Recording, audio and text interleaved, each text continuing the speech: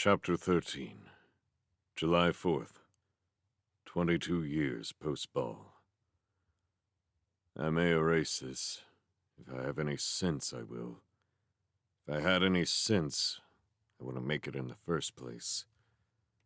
Independence Day, and we're still under an iron rule. But old Dick the Dictator insists that when there's no longer a need for strict control, the Constitution will be restored. We'll be a democracy again. He's 95 years old and can't last much longer. The vice president is only 80, but he's as tough an octogenarian as ever lived.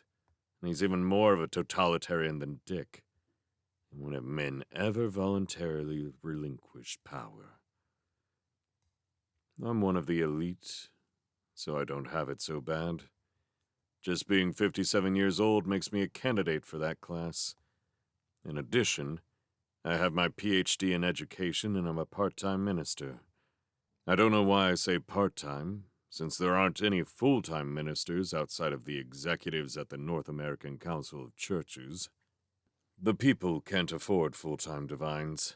Everybody has to work at least 10 hours a day. But I'm better off than many. I've been eating fresh beef and pork for 3 years now. I have a nice house I don't have to share with another family. The house isn't the one my wrecks say I once owned. The people took it over to pay for back taxes. It did me no good to protest that property taxes had been canceled during the interim. That, say the people, ended when the ball was destroyed. But how could I have paid taxes when I was only 11 years old, in effect? I went out this afternoon, it being a holiday, with Leona to Springdale.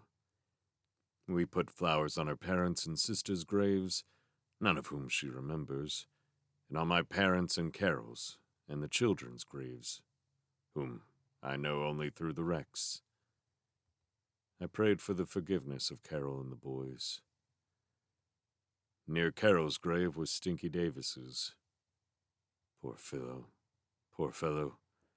He went berserk the night the ball was destroyed and had to be put in a padded cell. Still mad, he died 5 years later. I sometimes wonder why I didn't go mad too. The daily shocks and jars of Mimloss should have made everyone fall apart. But a certain number of us were very tough, tougher than we deserved. Even so, the day-to-day attack by alarm syndromes did its damage. I'm sure the years of life were cut off the hardiest of us. We're the shattered generation, and this is bad for the younger ones, who'll have no older people to lead them in the next 10 years or so. Or is that such a bad thing? At least, those who were in their early 20s or younger when the ball was smashed are coming along fine. Leona herself was 20 then. She became one of my students in high school. She's 35 physically, but only 15 in what the kids call int age, or internal age. But since education goes faster for adults, and all those humanities courses have been eliminated, she graduated from high school last June. She still wants to be a doctor of medicine, and God knows we need MDs. She'll be 42 before she gets her degree. We're planning on having 2 children, the maximum allowed, and it's going to be tough raising them while she's in school. But God will see us through. As we were leaving the cemetery, Margie Oleander, a very pretty girl of 25, approached us. She asked me if she could speak privately to me.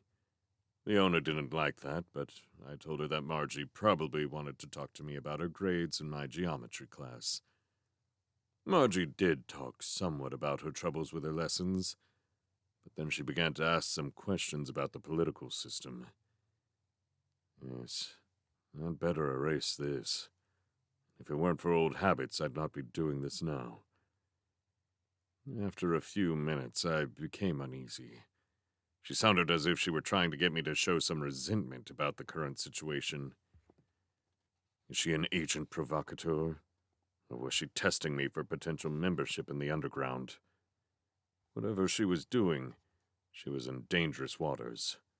So was I. I told her to ask her political philosophy teacher for answers. She said she'd read the textbook, which is provided by the government. I muttered something about, "Render unto Caesar's what is Caesar's," and walked away. But she came after me and asked if I could talk to her in my office tomorrow. I hesitated and then said I would. I wonder if I would have agreed if she weren't so beautiful. When we got home, Leona made a scene. She accused me of chasing after the younger girls because she was too old to stimulate me.